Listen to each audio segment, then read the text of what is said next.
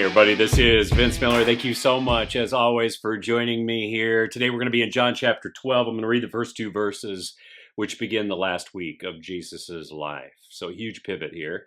Here's how it reads. 6 days before the Passover, very important celebration, Jesus therefore came to Bethany, just outside of Jerusalem, where Lazarus was, whom Jesus had raised from the dead. So they gave a dinner for him there.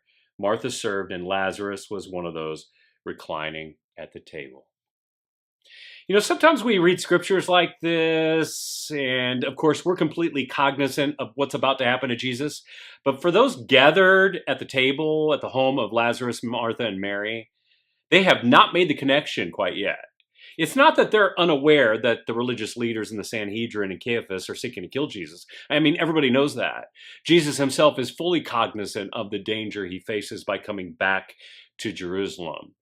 But they don't see quite yet the connection between Jesus' impending sacrifice and the sacrifice that they're actually celebrating at this moment in time. It's laughable. I mean, the irony of the moment is striking. Sitting at the table is Jesus, the ultimate sacrificial lamb, about to celebrate the Passover, a feast commemorated and initiated by the killing of sacrificial lambs. I mean, it was a celebration that involved the slaughter of tens of thousands of lambs. You could hear the bleating of sheep for miles from Jerusalem. The juxtaposition of this moment is profound, and it sets the stage for the ultimate sacrifice that Jesus is about to make and the bleeding of Jesus' life from the cross, the cry from the cross.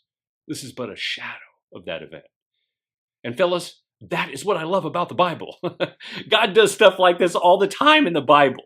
He tells us, and then he shows us, and then he reveals it to us again and again and again and again. And he has to do it repeatedly to beat it into our thick skulls that he is the sovereign God of all creation, that no man can outwit, outthink, and outmaneuver.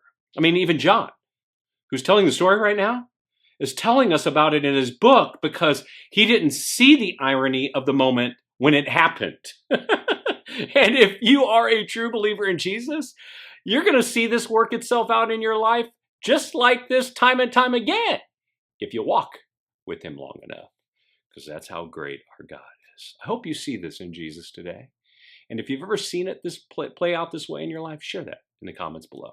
I love you guys. Pray this blesses you. If it has, share it with someone else. And I'll see you right back here again